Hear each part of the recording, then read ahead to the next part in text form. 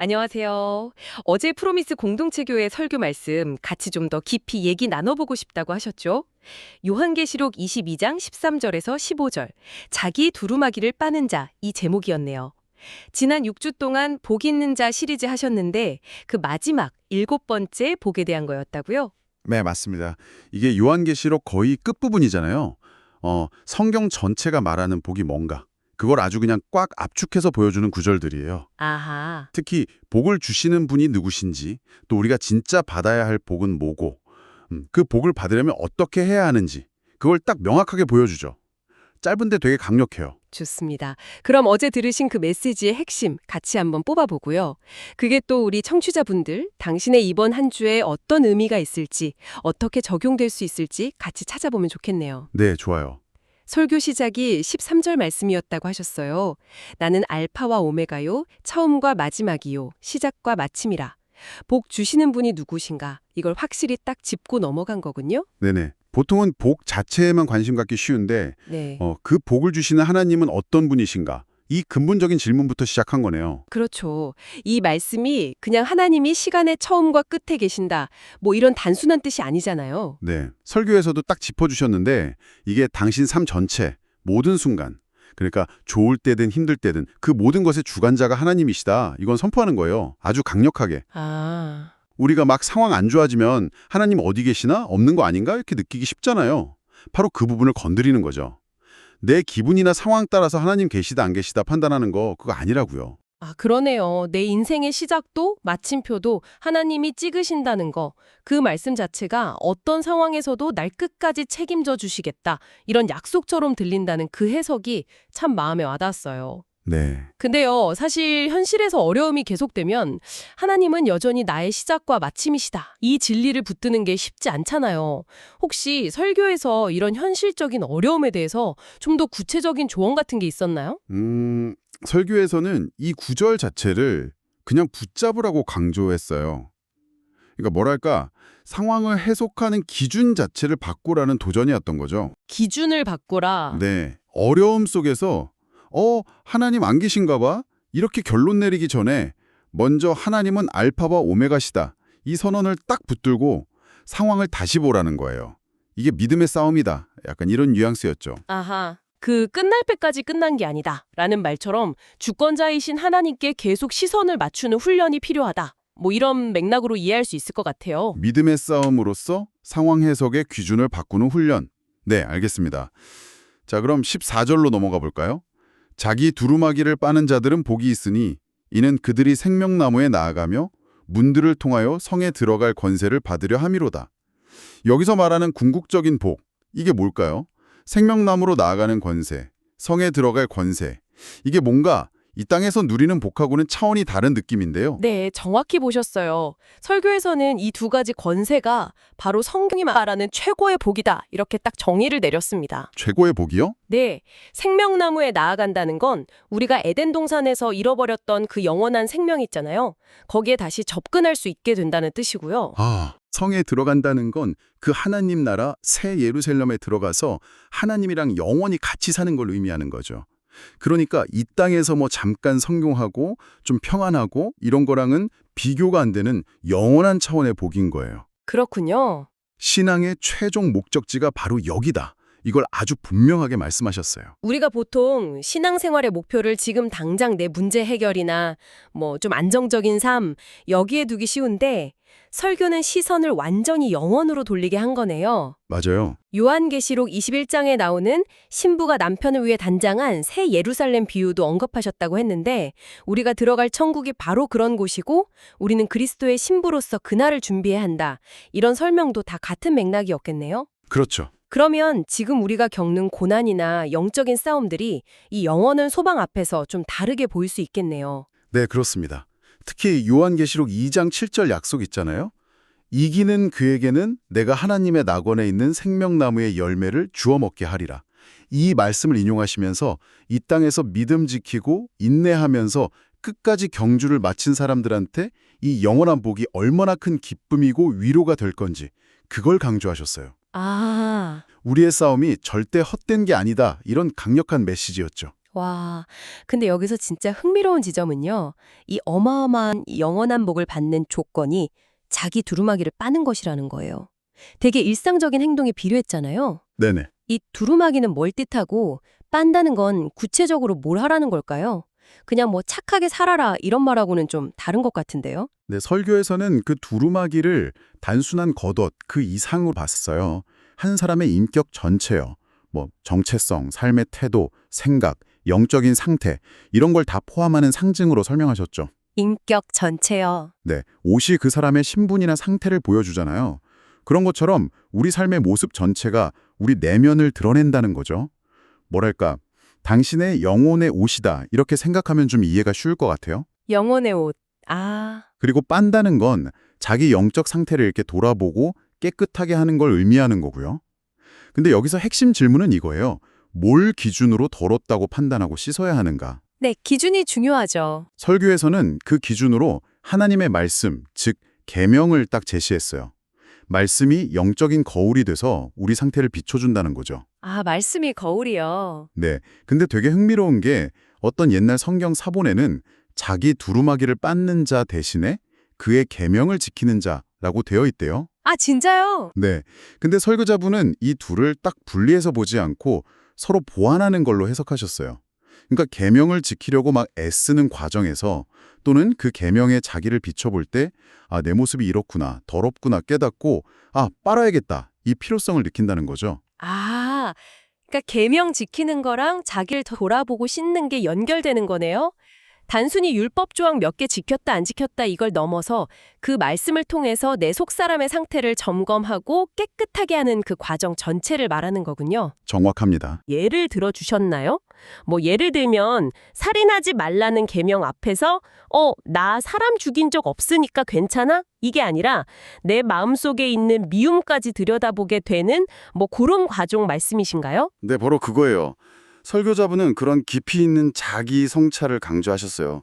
그냥 겉으로 드러나는 행동을 지켰냐 아니냐 이게 아니라 계명의 정신에 비추어서 내 동기, 내 생각, 내 마음의 태도까지 살피는 거 그걸 의미한다고 하셨죠. 아하. 예를 들어 간음하지 말라는 계명 앞에서 마음으로 음욕 품는 것까지 포함해서 아 이게 내 더러움이구나 하고 인식하는 거 그게 바로 계명이라는 거울 앞에 서는 거라고 하셨어요.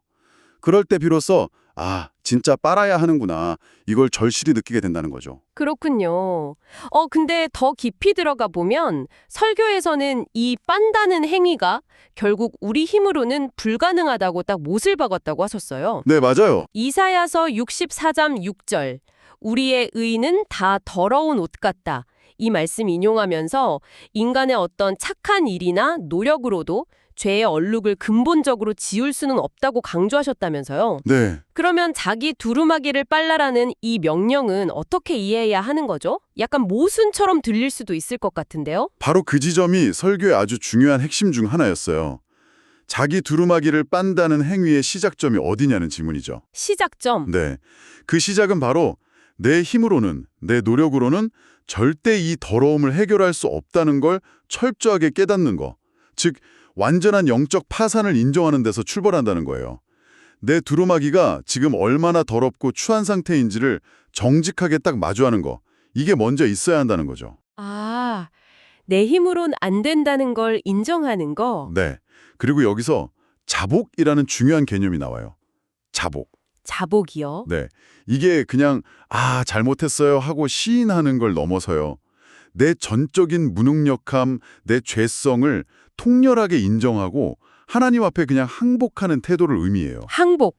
다윗이 시편 51편에서 내 죄악을 맑게 씻으시며 나의 죄를 깨끗이 제하소서 무릇 나는 내 죄과를 아오니 내 죄가 항상 내 앞에 있나이다 이렇게 고백했잖아요.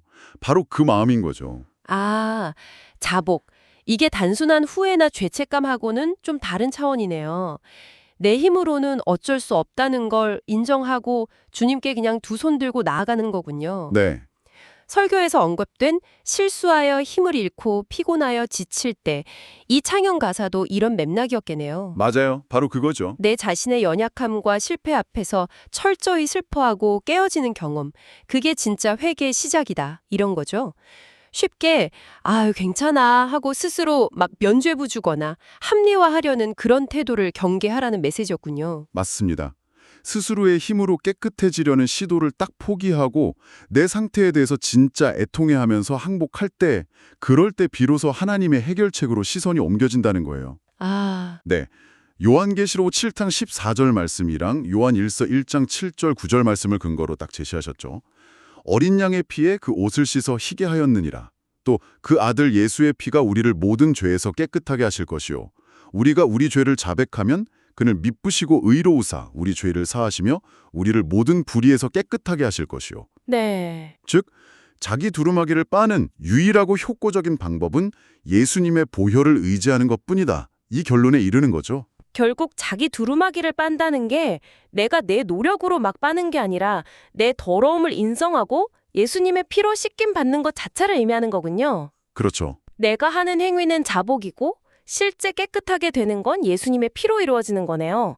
아, 이 관계를 명확하게 이해하는 게 정말 중요하겠네요. 네, 아주 중요합니다. 자, 그런데 15절에서는 이 복된 상태랑은 완전 대조적으로 성 밖에 머물게 될 사람들 목록이 나와요. 개들과 점술가들과 음행하는 자들과 살인자들과 우상 숭배자들과 및 거짓말을 좋아하며 지어내는 자는 다 성 밖에 있으리라. 이 목록 상당히 직접적이고 좀 무섭게 들리는데요. 이 사람들은 어떤 사람들인가요? 뭐 단순히 이런 행동을 한 번이라도 한 사람은 다 제외된다 이런 뜻일까요? 설교에서는 이 목록 역시 그냥 문자적인 행동 자체보다는 그 행동이 드러내는 근본적인 영적 상태, 그러니까 하나님과의 관계에 초점을 맞춰서 해석했어요. 아, 영적 상태요? 네. 개들은 빌립보서 3장 2절 같은 곳을 근거로 해서 진리를 알았다가 다시 세상의 더러움으로 돌아가는 배교자들이나 거짓 가르침 퍼뜨리는 사람들, 이런 걸 상징한다고 설명했고요. 뭐 토했던 걸 다시 먹는 개의 이미지처럼 영적인 걸 되게 가볍게 여기는 그런 태도를 보여준다고 했죠. 네. 또 점술가들이나 음행하는 자들은 하나님 말고 다른 거, 뭐 우상이나 미신, 세상 지혜 이런 거에 의지해서 삶의 안정이나 미래를 보장받으려는 그런 영적 간음 상태를 의미하고요. 네. 살인자들은 실제 살인뿐 아니라 요한일서 3장 15절 말씀처럼 그 형제를 미워하는 자마다 살인하는 자니 마음으로 미워하는 것까지 포함해서 봤어요. 마음의 미움까지요? 네. 그리고 거짓말을 좋아하며 지어내는 자는 그냥 거짓말하는 행동을 넘어서서 진리이신 예수 그리스도를 거부하고 거짓의 아비인 사탄의 가치관, 그 세계관을 따르는 삶의 방식 자체를 나타낸다고 해석했죠. 아, 그렇다면 이 목록은 어떤 특정 행동들을 쭉 나열했다기보다는 근본적으로 하나님을 대적하고 그분의 다스림을 거부하는 그런 삶의 태도들을 상징적으로 보여주는 거로 볼 수 있겠네요? 그렇죠. 근데 여기서 또 궁금한 게 생겨요. 그러면 성 안과 밖을 가르는 최종 기준은 대체 뭘까요? 사실 우리 모두 크고 작은 죄들을 짓고 살아가는데 그럼 누가 성 안에 들어갈 자격이 있다는 말일까요? 바로 그 지점에서 설교가 아주 중요한 통찰을 줬어요. 성 안과 밖을 가르는 결정적인 기준은요. 죄를 지었냐 안 지었냐 이 행위의 유무가 아니라는 거예요. 아, 그게 아니고요? 네, 기준은 자기 두루마기를 빨았냐 안 빨았냐 하는 그 상태에 있다는 거죠. 아, 상태요? 네, 즉 죄를 지었더라도 자기 더러움을 자복하고 예수 그리스도의 피로 씻음받은 사람, 다시 말해 회개한 사람은 성 안에 들어가는 권세를 얻는 거고요. 반면에 자기 죄를 깨닫지 못하거나 오히려 죄를 막 사랑하고 즐기면서 두루마기를 빨지 않은 사람은 성 밖에 머물게 된다는 거죠. 와, 정말 결정적인 차이네요. 완벽해서 들어가는 게 아니라 용서 받았기 때문에 들어가는 거군요. 그렇죠. 결국 복 있는 자는 스스로 깨끗한 사람이 아니라 자기 더러움을 알고 예수님의 피로 깨끗하게 씻은 용서받은 죄인이라는 말이네요. 와, 이게 요한계시록이 말하는 복의 핵심이라는 거군요. 네, 바로 그겁니다. 자, 그렇다면 이 모든 내용을 당신의 이번 한 주 삶으로 한번 가져와 봅시다.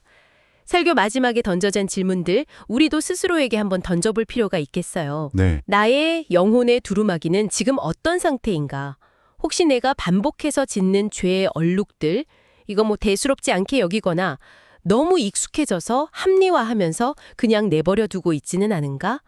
마지막 날 주님 앞에 설 것을 기억하면서 오늘 바로 지금 이 순간 내 영혼의 더러움을 주님의 보혈 앞에 내어놓고 씻고 있는가? 이런 질문들이요. 네. 핵심은 완벽주의가 아니라 지속적인 정결함인 것 같아요. 자기 두루마기를 빤다는 게 무슨 한 번 하고 끝나는 이벤트가 아니라 매일매일의 삶 속에서 계속되어야 하는 영적인 습관이라는 거죠. 매일의 습관이요? 네. 하나님의 말씀을 거울 삼아서 정직하게 자기를 비춰보고 죄나 연약함이 드러날 때마다 좌절하거나 숨지 않고 즉시 예수 그리스도의 보혈의 공로를 의지해서 나아가는 것. 이게 설교가 제시한 구체적인 삶의 적용점이었어요. 이번 주 당신의 삶에서 영혼의 두루마기를 빤다는 것은 구체적으로 어떤 모습으로 나타날 수 있을까요? 말씀이라는 거울 앞에 딱 섰을 때 어떤 얼룩들이 보일 것 같으신가요?